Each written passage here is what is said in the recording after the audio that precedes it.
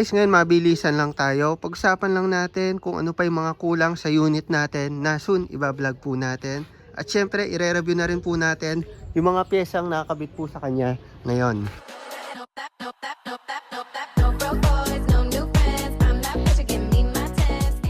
Actually, ilang buwan na rin yung nakalipas magmula nung nag-pyesa reveal po tayo dito kay Scarlett po natin. At ngayon, medyo marami na rin po yung nadagdag sa kanya. Gayun pa man, marami pa rin po siyang kulang at isa-isain po natin yan. So, unahin ko na yung violet guys, which is ongoing ngayon. So, ang dami kasing nagre-request sa inyo. At halos ito na lang din yung pinakakulang para maging maangas po or maganda yung tindigan o itsura ni Scarlett natin. So, mapapansin nyo sa logo natin, may all eye, diba? So, yun na lang yung kulang para maging ganon si Scarlett natin. Mga unang video na ako guys about sa violet, pero tungkol pa lang sa pyesa yun. So, abangan nyo yan guys. So, next pa na kulang dito sa unit natin ay yung brake system. So, kung makikita nyo, naka-stock pa rin siya or naka-combi brake. Actually, iniisip ko kung kailangan natin magpalit ng brake master cylinder. Kasi ayoko rin mawala talaga yung combo natin, yung combi brake. Pero yun, check na lang natin. Baka magpalit po tayo ng buong braking system. Kasama na itong hose, kasama na yung caliper, bracket dito, yung mga lever. Yung mismong brake master natin, lalong-lalo na dito sa front natin. Pero abangan nyo na lang yan. Halos yan na lang yung kulang sa motor natin eh. So far, yun pa lang na may nakikita kong kulang talaga dito kay Scarlett natin. Tignan na lang natin kung makukontento na tayo kapag nailagay na natin yung mga yan. Kasi baka magkarga tayo whatsoever. Tignan na lang natin guys. Ngayon, pag-usapan naman natin or review natin yung mga piyesang nakalagay ngayon sa kanya. Kasi maraming nagtatanong sa akin, saan mo na score to, saan mo na bili yan, anong brand yan, anong model yan. So yun, isa-isain po natin yan at also ilalagay ko na rin yung link sa description para kung sakali maka-order po kayo online at kung saan po natin siya nabili. So unahin ko na po dito sa overall appearance ni Scarlett natin. Nakarap po yan guys, hindi po yan repainted kung kaya naman may mga konting lukot. At yan, tumagal na sa akin yan guys ng mahigit 1 taon. So makikita nyo naman yung video natin dyan, 1 taon na nakalipas. At ngayon, hanggang ngayon all goods pa rin naman, wala pang mga gasgas. Hindi pa masyadong nagtutuklapan. May mga small na mga lobo-lobo, pero normal naman yan, hindi naman siya masyadong lumalaki or dumadami. So may mga part din na pinalitan ko na yung wrap kasi nagasgas, pero yun, mabilisan lang sa akin kasi sanay na po tayo. So yun, next naman po natin yung mga carbon parts. Mga carbon parts na yan, napakamahal po pag binili, kung kaya naman nag-DIY po tayo. Ayan o. Ito. Tapos yan. Ito. Tapos itong Terhager. Ito recently lang. Pati ito. So yung video po natin dyan, pinakita ko po doon yung proseso at yung mga ginamit. Lalagay ko na lang yung link sa description guys. Ayan, siguro sumatotal mga 20 to 30k kung bibilin po natin yung mga kinarbon po natin. Pero dahil tayo lang yung gumawa, siguro wala naman 10,000 yung nagastos po natin dyan. So by the way, tayo rin yung builder niyan guys. Walang ibang gumagalaw ng motor natin. Tayo lang din yung nag-install ng mga yan. So next natin, itong side mirror. Ito maraming nagtatanong sa akin ito. Ang tatak po nito ARM. Pero nakakaubusan po ng kulay silver. Kasi ito yung pinaka-trip nila na kulay.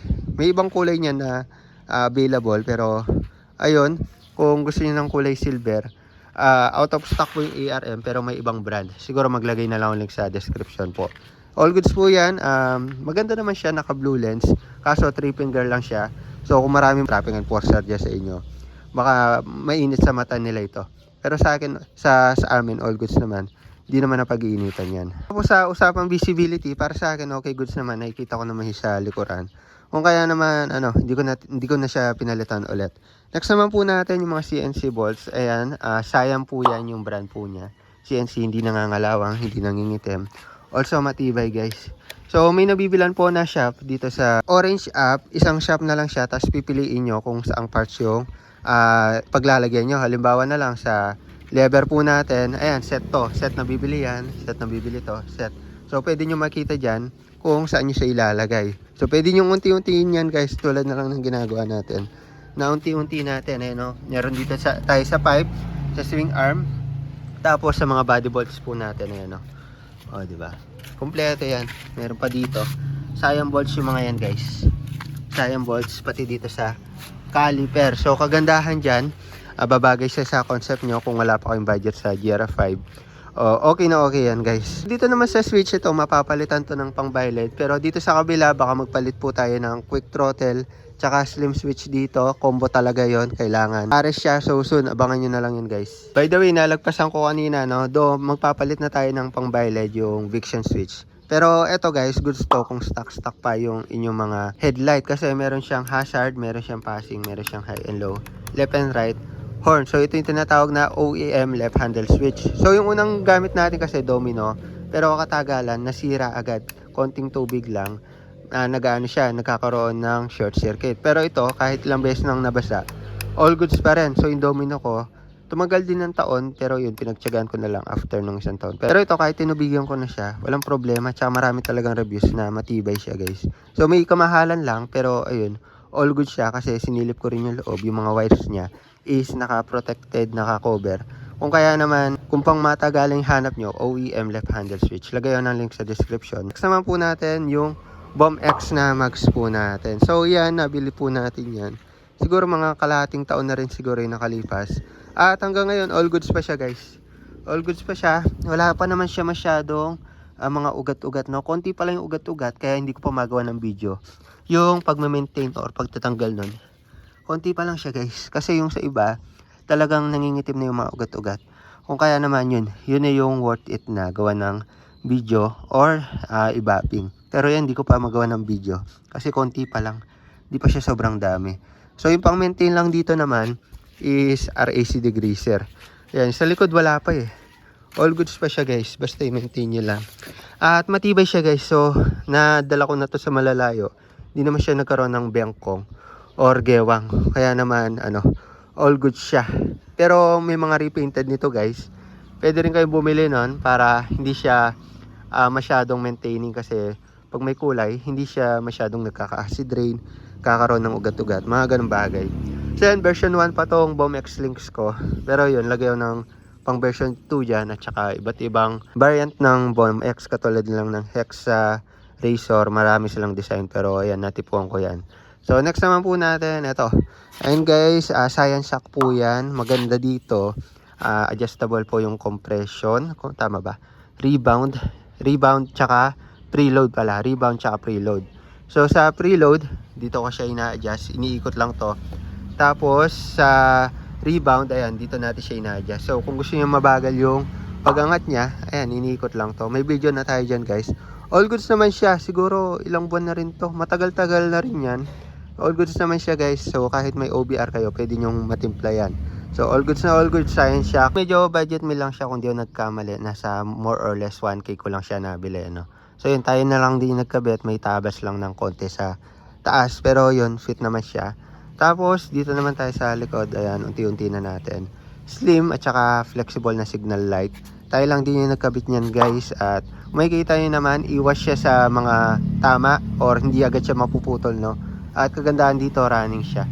So napakaganda ng signal light na to kasi hindi agad masira yung mga signal light nyo. Also, ayun nga, slim siya. Kung baga, medyo modern yung dating niyan. So by the way, ganito yung ilaw niya para may idea kayo. Kung makikita nyo naman, running kaya all goods. So na naman natin, itong IOTA taillight po natin na crystal. Tayo lang din nag-install niyan, plug and play lang siya guys. So marami siyang modes. So dinugtong ko yung signal light ko, kaya nag-hazard din siya, no? So pag wala siyang hazard, ayan, pwede tayo mamili ng mode. So nabili lang natin yan nasa 2.5 or 2.3 yata kung di ako nagkakamali. Lalagay na lang din ako ng link. So goods na goods yan, may back to stock, kaya naman okay, good sa mga LTO. So next naman natin, dito tayo sa harapan. Ito kaka-install lang natin recently. BK front shock na light 10. So set na yung binili ko para plug and play na lang siya guys. So same lang siya na sukat ng stock natin. At sa play niya, halos same lang na stock. So yung kagandahan dito, medyo makintab siya, maganda, aesthetic. At same lang ng performance nung stock po natin. So functionable siya ng maayos, okay na okay sa mga malubak. Pero pwede nyo rin yung i-magic lowered guys yung sa atin. Hindi ko pa na-magic lowered, no. Next naman natin Gulfer disc. So itong Gulfer disc nasa may gitsang taon na rin nata. Ay nilagyan ko lang ng GR5 dito para hindi siya mangalawang kasi yung stock dyan nangangalawang. At all goods na all goods siya, malakas na malakas siya, no. So gamit pa rin naman kasi natin yung stock na caliper. So namamanage na maayos yung pag preno po natin dito. Hindi siya nag-overheat, no? Hindi po tumatagos yung preno po natin. Nagamit ko na sa Sagada yan. All goods na, all goods. Spacer natin, ayan. Plug and play lang yan. May iba't ibang kulay. CNC para bumagay sa mags natin. Dati silver yan. Ngayon bumili ako ng gray para may highlight siya, no? Sa center naman natin, tsaka side stand, nakasalaya po tayo, guys. So yung kagandahan dito, hindi siya nangangalawang. Kasi stainless 304 siya. Ayan, kung makikita nyo. Halos ang taon na rin yan, guys. Matibay na matibay siya. All goods na all goods. Compared dun sa stock natin na nangangalawang. At maintaining. Ito, hindi pa nag-stock up hanggang ngayon.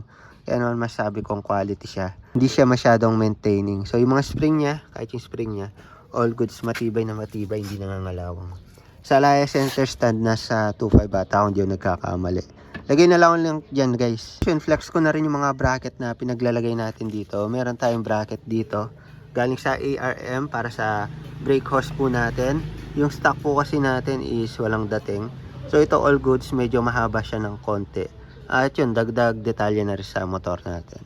Pati ito, guys, brake hose holder. Kasi minsan may time na tumatama to. Cholo. Tumatama tong hose na to dito. At napupudpod. So okay na okay to. Para may holder siya. Hindi siya gumegewa. Yan nga lang yung pusa natin. Samco hose, guys. Dito tayo sa loob. Samco hose naman. Yung nilagay po natin. Ikot tayo. Dito sa mga radiator po natin. Radiator hose. Sa kulan po natin. Ayan o, Samco. May video naman tayo dyan, guys. Dini-away lang natin. At hanggang ngayon, wala pang tagas yan, guys. So nandito na rin tayo sa isang side ng motor natin, which is medyo madetalya na. Ayan, flex ko na rin, guys. Unahin natin sa swing arm. Gamit natin ARM. Ayan o, version 1 pa to, pero alam ko out of stock na to. Yung may re-recommend ko na halos kasing quality nito at kasing minimal yung design katulad nito is yung D10. So yung D10, all goods din siya, matibay, no, pero hindi siya sobrang mahal. Ito kasing type na to, specific na swing arm na to, out of stock na siya, guys. Radiator cover naman po natin galing ARM CNC, nasa 200. Tas neck cover, ayan, guys, yung stock kasi natin nangangalawang yung alloy, kakastain. So pinalitan lang natin, pero hindi pa tayo nagpalit ng pinaka radiator. Stock pa rin yung radiator natin, guys. Tapos ito naman yung maraming nababaliw sa paghahanap nito. So napakakunti lang nang naka-score nito, guys. Fast bikes, radiator cover. So ito yung pang detalye ko dito. Ito yung pang malakasang pang detalye ko dito. Kasi napakaganda ng purpose niya. Air scoop siya. So may purpose pa rin siya. Salo niya yung hangin. So yung butas dito, pasok siya dito. Diretso pa rin yung hangin dito sa loob. Tapos dinagdagan ko pa siya ng extra cover dito. Ano, nangingilang yung pusa natin. Nagdagan ko pa dito ng NSA titanium para yung mga bato hindi makapasok, masira yung radiator po natin dyan. So yun, guys, yun yung detalye natin dito. Kung makikita naman, all CNC, no? Tapos dito naman tayo sa pipe natin. Recently nakamukoto tayo, pero nagpalit tayo ng pabda para bumagay siya sa motor natin, tsaka ma-review natin. Marami kasi nagre-request nito. At so far, ito yung isa sa pinakamagandang pipe na nagamit ko. Bukod sa maganda siya, makina ngayon katulad niya. Tapos customizable pa yung dito. May titanium burn tip. Maganda po yung performance niya. Responsive yung throttle kung kaya naman. Ayun, maraming nagsisisi check out nung naka-order tayo nito. At marami na rin goods review. Kaya naman hanggang ngayon marami pa rin naghahanap niyan. At alam ko ngayon out of stock siya. Pero yun, sa ilang buwan natin na paggamit, maganda yung performance niya, guys, na ibibigay niya. Yung performance na kailangan natin, katapiga, ramdam talaga natin. So budget meal lang din siya, guys, kung kaya naman, kayang-kaya nyong ma-score yan. Sa handle grip naman natin, naka-RCB tayo, pero soon ba magpalit tayo ng Namagaki kasi may highlight siya na pula. Pero ito, maganda naman yung grip niya, tsaka napaka minimalist ng design. Ito naman sa bar and Takimoto yung gamit natin. Gustuhan ko dito, CNC siya, tas slim lang, kung kaya naman medyo nabawasan yung length ng motor natin, handlebar to handlebar, no? So all good siya, matagal ko nang gamit yan, nasa 1 taon na rin ata. Tapos yung lever po natin, ito budget meal lang to, nagustuhan ko sa kanya is adjustable po siya. So adjustable para yung pihit po natin is hindi masyadong malayo or ma-adjust natin, depende sa preference natin. So budget meal lang muna yung pinili natin kasi baka soon magpalit nga din tayo nito. Pero ito, kahit budget meal siya, maganda siya, guys, kasi may siya, may grip siya dito. Hindi siya dudulas sa kamay natin. Maganda siya kahit mura lang. Tsaka hindi siya napaghahalata ang mura. Tsaka bumagay siya sa motor natin. Sama natin yung foot peg. Ito CNC na rin to guys. Pang Aerox NMAX talaga to. Pero napagkasya natin dito sa click natin. So nagtabas lang tayo ng konti dyan. Nag-modify. Para may suksok siya. Pero sa mga Aerox NMAX, wala nang tabas-tabas yan. Tapos pinalitan na rin natin siya ng CNC dito. So yan, operable siya na maayos. Tumutunog oh. Kaya naman kahit itaas baba natin siya. And functionable siya. Hindi siya yung magalaw no. So yun, functionable siya. At bumagay siya sa motor natin no. CNC na rin yan, napakatibay. Yung dati kasing gamit natin na Scoopy, nangingitim pala yung katagalan. Pero maganda naman sa una. Ito CNC na talagang pang matagalan na yan. Extension support natin guys, galing kay Kent Ramos 2.5. Halos isang taon na rin nata yan, mag-isang taon. All goods naman, napangsagada ko na yan. Wala naman siyang kalawang hanggang ngayon, wala namang mga crack. Kaya naman masabi kong quality. Basta yung original yung mabili nyo kasi may mga fake na nagbebenta yan eh. Pero yun, marami na rin mga bagong labas ngayon. Pwede nyo na rin makakonsider yun para maging ES nyo. Katulad na lang ng kay modifier, kay hackpin, medyo makapal-kapal yung bakal nila eh. Pero yan yung sa atin, so far so good naman. Next naman natin itong brake arm guys. Ayan, set po yan. CNC na po siya. And all good siya, bumagi sa motor natin. Yung stock kasi natin medyo nangangalawang. Pero ito, hindi ko sure kung bibigay katagalan. Pero so far, all goods naman siya, no? Isingit ko lang yung maliit na detalye. Ito, YSG hook. Ayan, okay na okay. Sabitan, CNC na rin po siya. Ayun yung mga parts na plastic na pwedeng palitan na CNC. Pinapalitan natin na CNC, no? Para matibay. Tapos meron tayo dito, titanium emblem Honda. Para magkaroon ng pangalan dito. Parang baduy kasi pag wala siyang Honda dyan eh.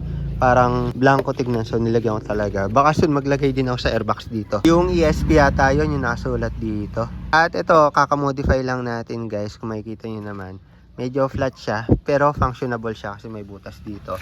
Tapos meron tayo dito ang drain tube at saka brake test tube. Ayan, galing to sa Mokoto. CNC na rin to guys, eh, no? CNC na lahat, di ba? Tapos ito, stainless oh. Stainless 304 na rin. Kaya naman di siya kinakalawang. Tapos dito, nag-modify tayo dito eh. Kakatabas lang natin yan recently para magkaroon ng magandang clearance yung shock po natin. Kumbaga nakalubog na to. Dati kasi guys, medyo dikit siya. Though di naman siya tumatama, pero pangit siya tignan no. Lalo na pag naka-center. So pag naka-side stand dyan, mas malaki pa yung awang. So abangan nyo na lang yung video dun. Tapos dito sa crankcase naman natin guys, dahil hindi pa natin masyadong trip yung CNC at wala tayong budget. Ayan, bumili tayo pang air blade naman guys. So okay to sa mga nag-i-indo concept. Tsaka para sa mga gustong maiba yung crankcase nila no. Kasi fit na fit po yung crankcase ng air blade dito sa click po natin. Kasi same lang naman po sila ng tornilyuhan. Tsaka yung pagkakabuild sa loob. So click V3, click V2. Okay itong crankcase ng air blade 150. So yan, kinarbon ko rin to guys. Oh. Carbon. Tapos nilagyan ko ng andito wrap dito. Kakulay nito. Para same sila. Sa decals naman natin guys, baka soon palitan ko. Pero yung nakakabit sa atin ngayon, hindi ko alam kung ano yung tawag dyan eh, anong pangalan niya. Pero yun, lagay ko na lang din yung link. Yung nagustuhan ko dito, simple lang siya, pero dagdag angas sa motor. Oh. Nagbigay ng angas sa motor natin. Sa iba pang maliit na detalye guys, latag ko na rin. Ito, stainless na plate holder para iwas tupe or yupe kapag natamaan. Tapos ito, naka-CNC na rin tayo dito. Tapos pinalitan ko ng puti ito para medyo naiiba, no? Singit ko na rin to guys. Ito, breather ng ating mga gearbox. So, CNC na rin yan. Dati hose lang yan. Functionable po yan kasi yung butas dyan, dire-diretso po papunta doon sa taas. So, hindi rin po agad-agad mapapasukan ng tubig. Yung ating mga gearbox, also nakakinga siya na maayos. Kasi may butas po yan papasok. Yan guys, sa pito natin, CNC na rin yan. Galing sa Siam. So, all goods, di ba? CNC. Hindi siya nangangalawang di tulad ng mga bakal. Tulad yan, nangangalawang. So, pag may nakita akong CNC na pwedeng ipalit sa stock, pinapalitan ko na ng CNC kasi di siya masyadong maintaining. So, po naman natin guys, tayo lang nagtabas sa naglagay ng seat cover. So, order lang tayo nitong seat cover. So, galing pa ng Indo. Naka-dual stitch po siya. Lia texture, so iwas dulas. Tapos, F1 pattern. So, dual texture po siya.